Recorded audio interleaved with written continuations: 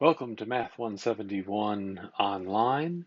I figure you've already gone through Moodle, done the EVA, looked up the information for XYZ homework, put your code in, and you'll get to this page. Now, on the sign-in page, you're going to come down here and create an account for a student.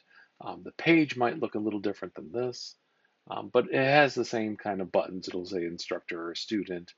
That'll get you into someplace where you can log in. Once you do that, you're signing up for it, it automatically gives you temporary access for about, I think it's 12 days or so. And then someplace on this page, it will say, purchased. And there's a little document in Moodle that describes the whole signing into this XYZ homework. So what I wanted to concentrate on was how to do the work and what I expect out of this portion of the class. So this is my student, George Washington. And one thing I like about this is it gives you a nice calendar. And gray basically means you can't touch it for some reason or other. Like 1-2 here has a prerequisite of something called lecture notes 1-2C. So you won't be able to touch that until you finish 4 points on this little assignment before it. But I have a couple other ones in here. I have this testing and testing copy. Now testing is red. That means it's due really, really soon. I'm quite sure it's due at 11:50 p.m. tonight. So as the due dates move, the color of these buttons are going to change. So gray is basically unavailable. There's options when it's still kind of available. We'll talk about that in a second. They usually start off green, then yellow, then orange, and then red as they get closer and closer to the due date, kind of warning you you really should get them done.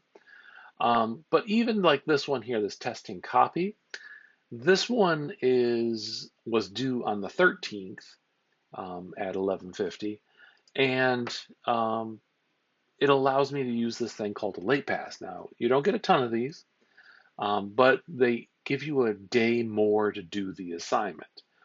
So I'm going to use the late pass here. And when you use a late pass, it reduces how many you have, and each one of them is for 1 day only. So if this assignment was 5 days late, you'd have to use 5 late passes. So I'm going to use a late pass, and it'll ask me to redeem it. Now, there is another option. Usually the never mind has another button. Don't know why. Oh, I probably didn't set it up right, but it'll say practice. Now, be very careful. Practice gets you into the assignment, but it doesn't grade it. And once you hit that practice button, you'll never be able to use late passes to get your grade up in that assignment. So here I'm going to say yes, I'm going to redeem it. And now notice it's pushed it to Wednesday as a due date. And now I can get into it and do testing copy. Now, when you're in these assignments, it gives you more information about when it's due, and we can even push it another day if we want to from this page, but I'm just going to start it. Um, and how to get around in here, pretty simple. I only have 2 questions. You can also use this arrow to get to the next one. Um, your recorded score is over here.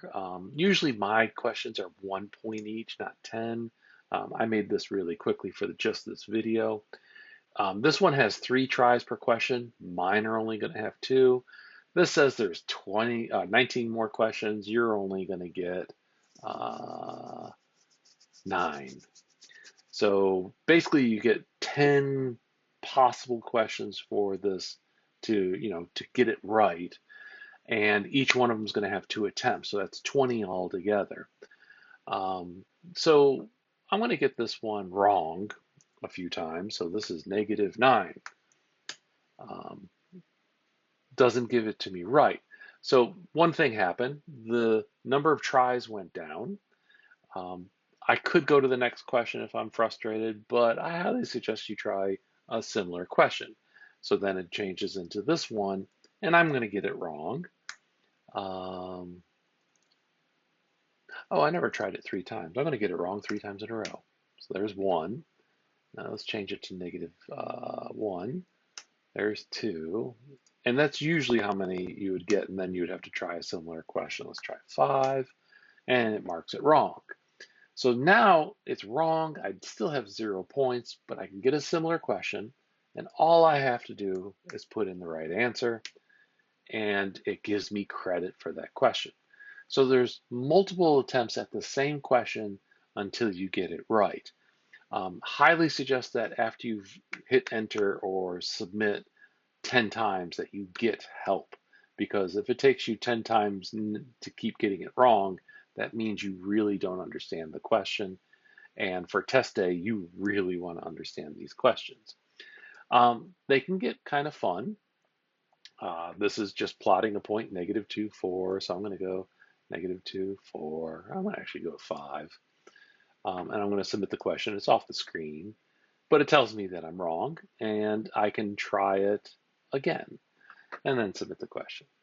And then it marks it right. And if you want, you can just, practice. You can do it over and over again. -5, 1.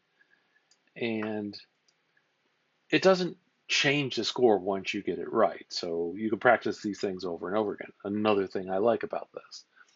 And after the due date, you can get into the assignment. It won't change the grade if you hit the practice button, but you can go back and review questions that you want to look at, especially before a test, just to make sure you know what's going on.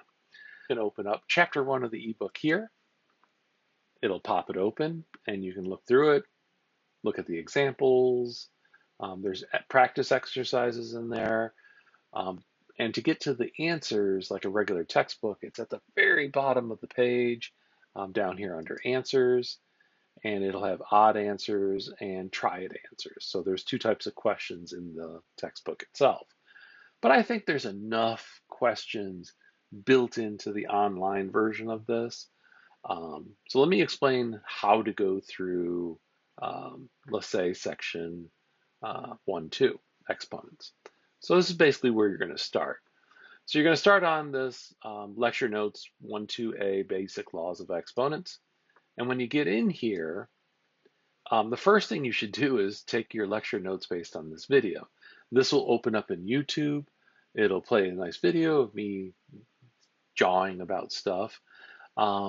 Make sure you take decent notes, and you can upload the file here. Now, if you finish the assignment, you don't have to upload the file, but if you get stuck on this little assignment that's going to come after it, you really need to upload it so you can ask me questions, because the first thing I'm going to look for is your notes when you ask questions. After you take your notes on this, you're going to go to the first question, and it actually is a question based on the notes that you just took. So all you have to do is type in the answer. This one would be x to the 11th. A little hint on exponents: you can use the fancy menu down here to put stuff in, but if keyboard sometimes works, Shift-6 will make it an exponent, and you can put the answer in this way, and then hit submit. You have to get 4 of these questions right before you can move on to the next piece, which is the next lecture notes. 1, 2B, expanded laws of exponents, power to a power. And then 1, 2C, expanded laws of exponents, negative exponents. So I try to break them up into small, short videos with a few examples right after, so you could practice them right away before you move on. So these things are kind of locked into what's above it. So you have to get 4 out of the 5 right. This one only has 2 out of the, I think it's 3 right of the one above it. And then the assignment will open up, and you'll do that. That's graded as an assignment. The lecture notes are under notes and participation.